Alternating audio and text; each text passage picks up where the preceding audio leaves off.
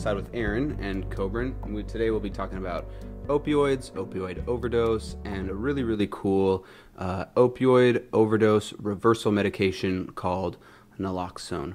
So Aaron, Kobryn, when you guys hear opioids, what's kind of the first thing that comes to mind? The first thing that comes to my mind is actually fairly common stuff like painkillers, Oxycontin, Vicodin, Percocet, and then another thing that actually comes to mind too is heroin. I know that's kind of in that family of drugs, but I don't really know too much about it. Sure, yeah. So we have prescription pain medications, and many of those are opioids. Opioids are in the depressant family, which dampen central nervous system. The prescription drugs are like what you, many of them, all of the ones that you named are opiates, are opioids, and street drug heroin is also an opioid. It was actually developed following the Civil War as a non-addictive alternative for morphine. However, heroin actually is incredibly addictive. And as I just mentioned, it is a depressant that dampens the activity in the central nervous system. In small doses, it can reduce responsiveness to sensory stimulation, slow thought processes, and lower physical activity. However, higher doses can result in drowsiness, lethargy, and amnesia, and they can also lead to death by shutting down vital physiological functions such as breathing. So if you do take opioids, a lot of those are, as mentioned, for pain relief. Part of this for pain relief, though, is that if they're not used correctly, if they're misused or abused, that can be intentional, like to get high, or it can be unintentional if like a small child or somebody was to get into this medication and consume amounts that their body can't handle. It can shut down these really important and necessary bodily functions such as breathing.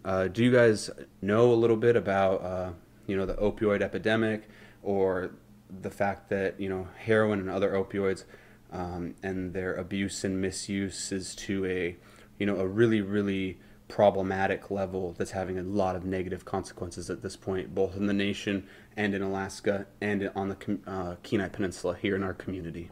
I knew it was a problem, but I didn't even realize it was bad, I guess, to this scale, where they're actually offering possibilities of treatment for free. I mean, it's good that they're stepping in and that we can step in as a community and kind of reach out. To be honest, I didn't even know that there were ways to reverse opioid overdoses. Yeah, exactly. I thought that was really interesting as well. I knew nothing about that.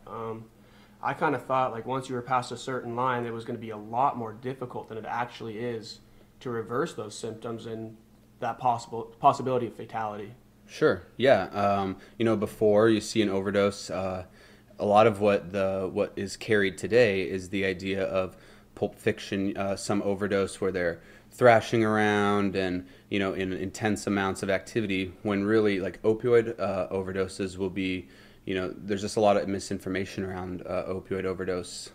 A lot of times you'll see some signs such as unresponsiveness, you'll see blue lips and blue nail beds, and for the first time in United States history, overdose from prescription medication has exceeded automobile accidents as the leading cause of accidental death in 16 states. It's the leading cause of accidental death in 35 to 54-year-olds in the nation. It's, I know somebody that I attended high school with that passed away from a heroin overdose. If you personally haven't struggled with opioid misuse, opioid abuse, it's very likely that today, in Alaska, you know somebody that has.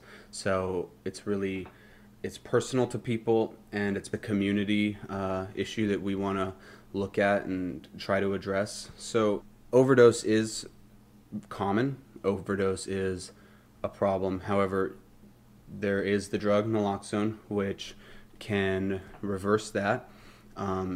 What if I told you guys that there's a website that you can go to, get trained on how to tell when an overdose is happening, tell you how to respond to the overdose, teach you how to use Naloxone? You can administer it yourself. And what if I told you there's a place to get it here in Kenai for free when I think the average cost of naloxone is just a little bit under $200. Wow. Yeah, that's incredible. And really the fact that they're giving away for free. I actually have the location written down here, that it's at 630 Barnacle Way in Kenai, and that's at the Kenai Public Health Building, which is just right off Main Street. You know, it's incredible that they're really reaching out and they're really trying to make these resources available, and they really want you to come over there. Don't feel ashamed or embarrassed if you're like, you know, people are going to look down on me if I go there and they're going to see that I'm getting this. It's like, this is more of a safety net. Like, if you don't have it and you need it, you will probably regret it. I mean, you're talking about, Eric, that experience you had in high school with someone overdosing. If there was something you could have done about that, or equip someone that could have saved that person, I'm sure you would definitely. I mean, it is, that.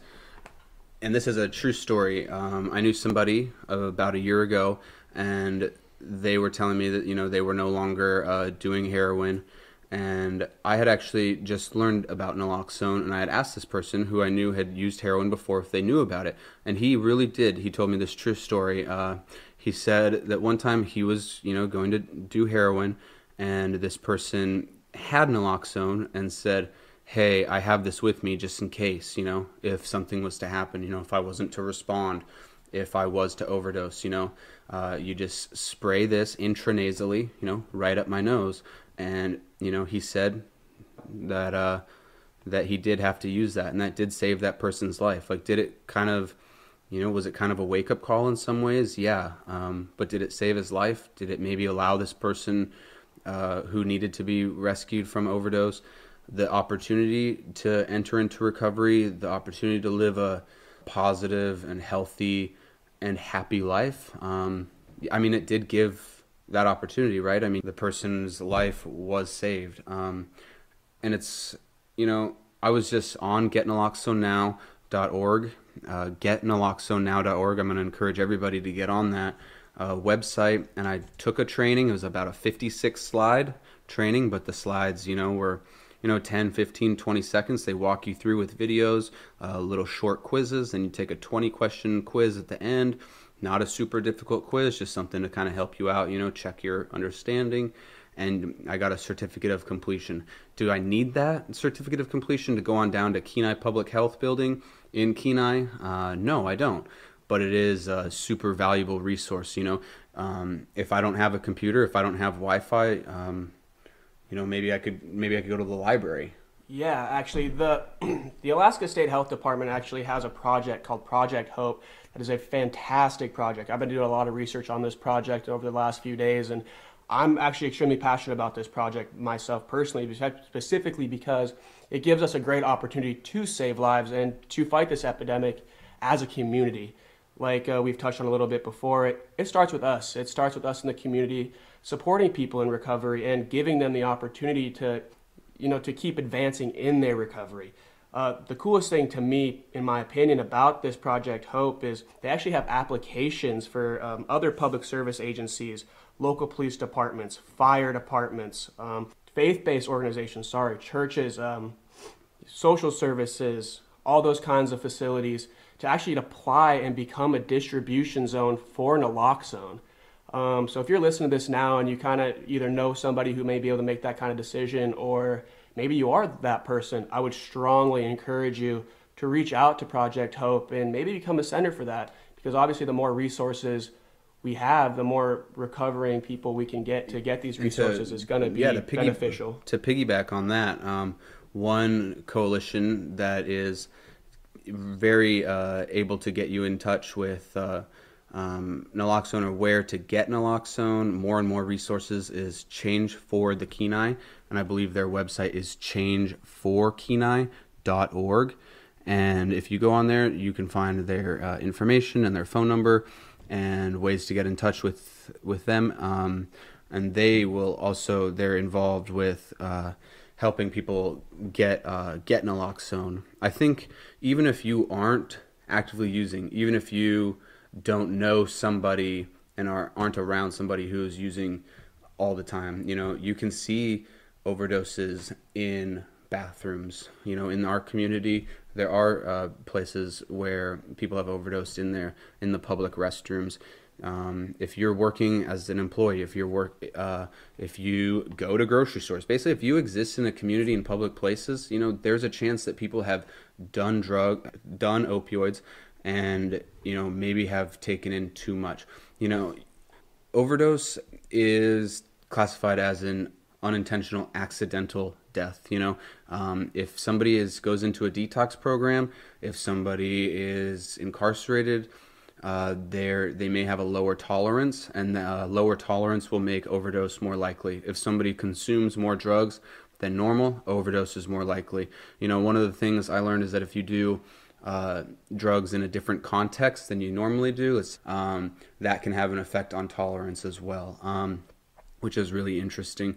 To be able to get online, get naloxonenow.org, take the training, see signs of overdose, how to respond, how to use naloxone, and then also be able to take and to be able to go on down to Kenai Public Health and get naloxone, which is valued, at I think just under $200, is a really big deal. And I think it's really important if we all start to go down and get naloxone and are ready to face this epidemic. I mean, it involves everybody as a community, and that says, where we together are facing this difficult problem, right? And it doesn't say like, oh, you over there, you need to solve this. It says me, like, I'm ready to participate in this community involvement. That's something that I'm interested in. Right, and if you can't get on the website, each of the kits that come from the Kenai Health Building comes with 2 doses of Narcan, which is the nasally injected or sprayed, rather. And Narcan, that's the name brand for Naloxone. Naloxone is the generic name for Narcan. So sometimes you'll hear them interchangeably. Yeah. So it comes with sanitary gloves and also a brochure on how to give it if you feel like, oh, well, I need to wait until I can visit this website before I can even go to Kenai to get this. That's not true. You can actually look at the brochure on how to distribute, and if you ever need to use it, you'll definitely not regret having it on hand. And it also comes with a carrying case, so it's not something that you'd struggle to carry with you or bring to somewhere where you might need it. Yeah, and actually speaking on that, just anywhere in public that it would be beneficial to have these. They're super easy to carry. You can carry them in a purse or even a fanny pack, something very simple. And it's important. I think you can carry it in your pocket. Yeah, you can definitely carry it in your pocket. Oh, really? I thought it was like way bigger. No, they're hand sized, so they're quite small. Okay. When you'll see it, it's maybe a few inches. You have the tip as well, but I mean a few inches by a few inches, really. Wow. You can carry this in your pocket. I think the standard dose is 4 milligrams. You can carry it in your pocket. Wow. It's very easy, and really it can save a life. And it's extremely safe. Yeah, Extremely safe. That's what's really cool as well, is that if you were to administer this and somebody was overdosing of a different class of drugs, let's say a stimulant, is this going to revive? Is this going to save their life? No, it's not. But is it going to do any damage? No. It is. If you were to administer this to somebody who was under the influence of no drugs, are they going to have are they going to have any negative experiences or negative consequences? No. I mean, it's very safe. It's non-addictive. Getting on getnaloxonenow.org and taking that training, or going down to the Kenai Public Health, or getting on changeforkenai.org and getting in contact with Change for Kenai will be a good way to get naloxone and be ready in case that something happens. Everybody thinks it won't happen to me, but the main thing I think is that it's called an accidental death. Nobody says like, oh, well, this actually will happen to me now. It's an accident, and we should be ready. That means it's preventable, and this is the prevention. I mean, I can't even find a reason that I should not go there and get some just to have. I mean, do you think you're going to go get some tomorrow? Absolutely. Because there's no reason not to. I mean, I can be a force for good in the community at a time when I could literally save their life, and that's an incredible opportunity to be able to reach out to that extent. Yeah, and we shouldn't be afraid to act. You know, if you do see this stuff in public and you happen to have it on you, don't be afraid to really just jump in there and save somebody. Like, it's like they say, not all heroes wear capes. Well, reality, none of them do. You know, that could be us. That could be the community. We could really make a big difference and, you know, take a big Community step in, heroes. Yeah, take a big step into defeating the epidemic and really making a change and, you know, and really kicking something off good. Yep. So get on getnaloxonenow.org, Kenai Public Health Office. That again is 630 Barnacle Way, Kenai, Alaska. Also a phone number for them is 907-335-3400. This overdose is prevalent. Overdose can be reversed, and there is training available, and there is the reversal medication available. This is Eric and Kobe and Aaron, and we are You and I for the Kenai.